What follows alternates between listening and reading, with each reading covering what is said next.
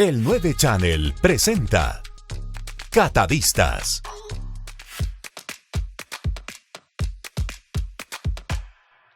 Arrancamos un nuevo encuentro de catadistas, amigas, amigos todos. Muy buenas noches y bienvenidos. Qué alegría nos da poder compartir con todos ustedes esta propuesta de disfrute semanal que tenemos a través del 9 Channel.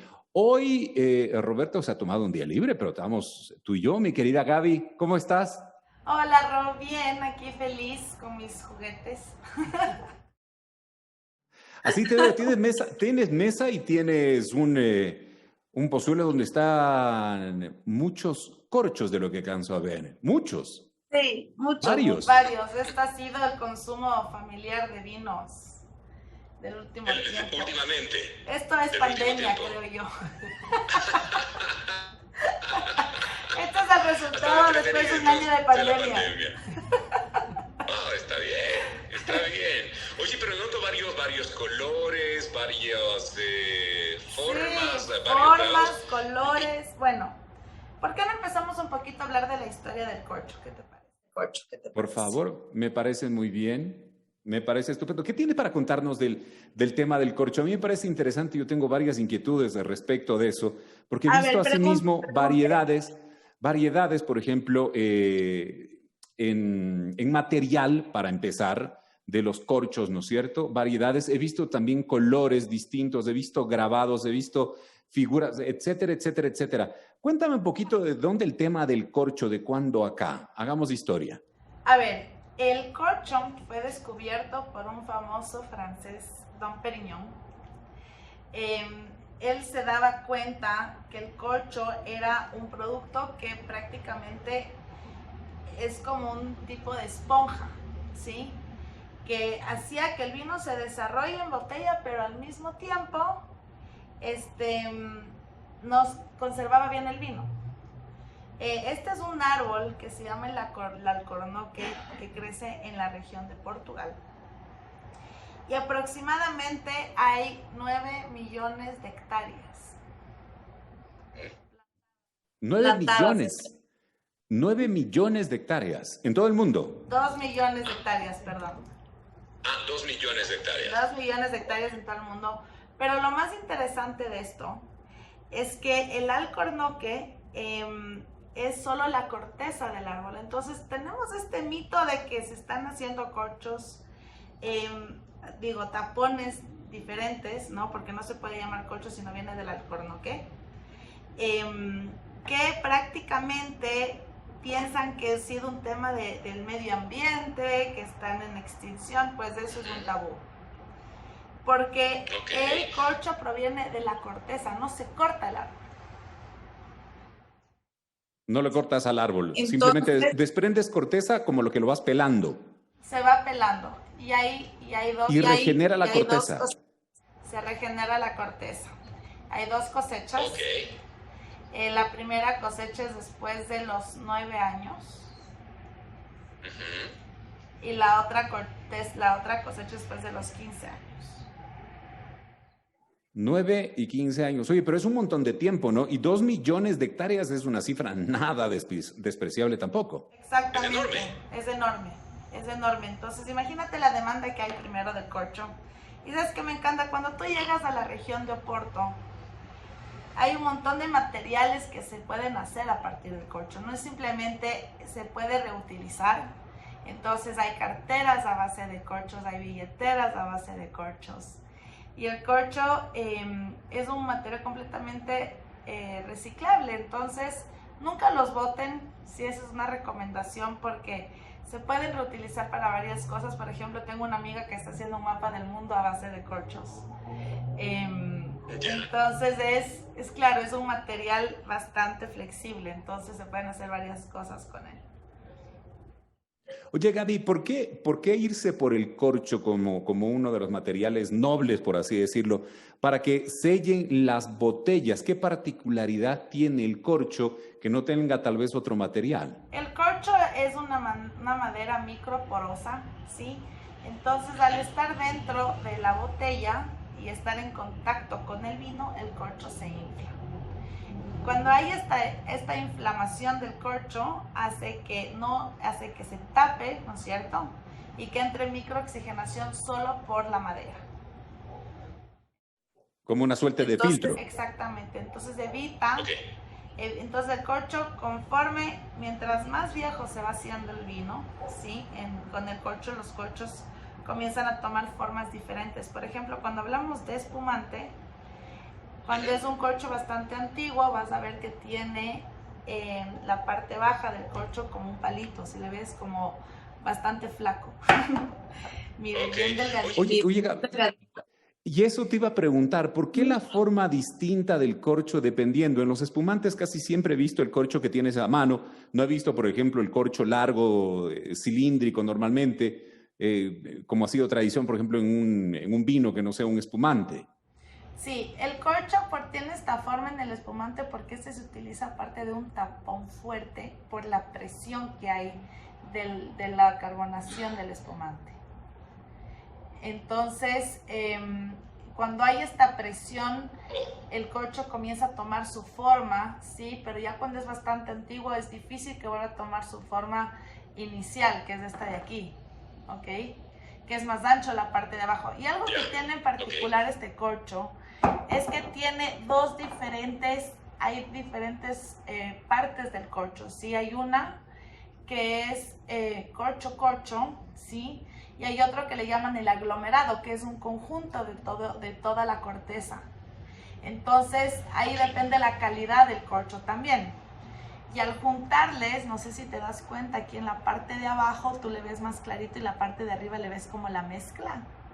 Sí. Entonces, eso quiere decir que la parte que está en contacto con el vino es la parte más pura, ¿sí? Y la parte de arriba que no va a estar en contacto con vino es aglomerado. Entonces, esta es una parte súper interesante que lo puedes apreciar aquí. Por ejemplo, cuando hablamos de los corchos, de los tapones de plástico, no se puede llamar corcho. El plástico, ¿sí?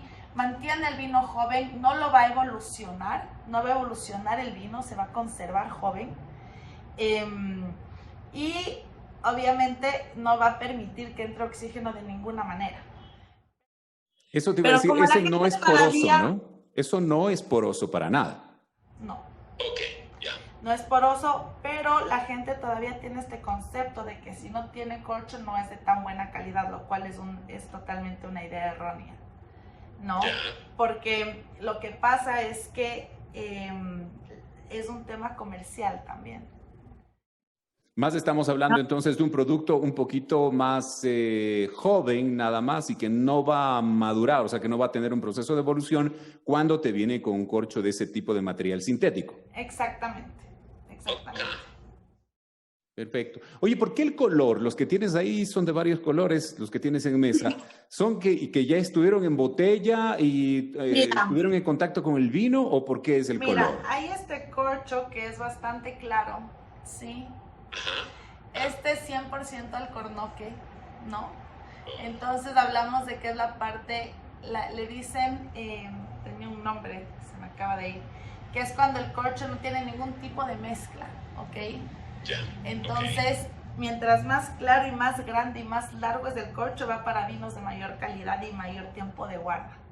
No sé si te has dado cuenta, pero los vinos que vienen del 2009, 2008, que tienen un progreso y tienen que evolucionar en cava, generalmente va a ser un corcho bastante grande. Por ejemplo, aquí te voy a mostrar uno, que mira este es un ejemplo de un corcho bastante largo, ¿sí le ves? Podemos comparar con uno de acá, que es más chiquito, ¿no? Entonces, este es un aglomerado, este es alcornoque. Y va a depender de eso también. Bueno, la asignación de corcho va a depender del tipo de botella, ¿no? Mayor gama, por decir así, de vino va a tener un corcho de mejor calidad. O sea, al menos eso se esperaría. Gaby, ahí tengo una inquietud. Exactamente. Mira, esto quiero mostrarte, ¿sí ves? Este es un tapón. Qué bonito. Sí, este es un tapón que lo que va a hacer es no va a permitir que entre el oxígeno. Si no tenemos las bombas de oxígeno, esto es algo maravilloso, que solo le tapa el vino, le cerramos, ¿sí? Y no permite que ingrese más del oxígeno en la botella. Yo Esto necesito para una los de esas espumantes es urgente, espectacular. que me parece espectacular. Záfame de una curiosidad. Vámonos al tema este que estábamos hablando, del corcho, de los diferentes tipos. Cuando se hace una cata o cuando usualmente en algún restaurante bien servido, lógicamente, te presentan el vino, ¿no es cierto? Te presentan el corcho también. ¿Qué lecturas podemos hacer con el corcho? Que yo creo que resultaría interesante el ejercicio para los catadistas en un momento de disfrute, ¿no? Con las amistades, en fin. ¿Qué elementos nos aporta antes del disfrute del vino, en el momento de la cata, la lectura del corcho? A ver, la lectura del corcho es importantísima. Primero, cuando nos van a pasar el corcho, primero tiene que oler el sommelier en el restaurante, ¿sí? O quien sea que abra la botella tiene que asegurarse que el corcho huela bien. Hay una enfermedad del corcho que se llama TCA, ¿sí? El TCA hace que el vino huela como trapo sucio y se eliminan completamente cualquier perfil aromático del vino. 1 de cada 1000 botellas tiene esta enfermedad, porque el corcho, acuérdate que viene de una materia viva, ¿sí? Viene de un árbol, entonces es imposible que siempre vaya a estar sano, siempre va a haber un rango de error en su aroma. Entonces, si nos toca un vino corchado y tiene esta enfermedad, puede ser solo esa botella, ¿sí? De todo un lote. Entonces, pero el TCA puede contaminar una bodega también. Huele a trapo guardado. Mucho cuidado de cómo lo guardan, cómo lo almacenan, porque es un material muy, muy sensible.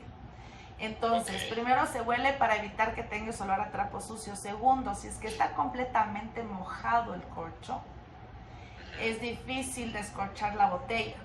Entonces, si es que está totalmente mojado el corcho, hay que probar el vino antes de servirle al cliente para asegurarse de que ese vino no tenga sabor a corcho y que no haya entrado el oxígeno y se haya picado el vino.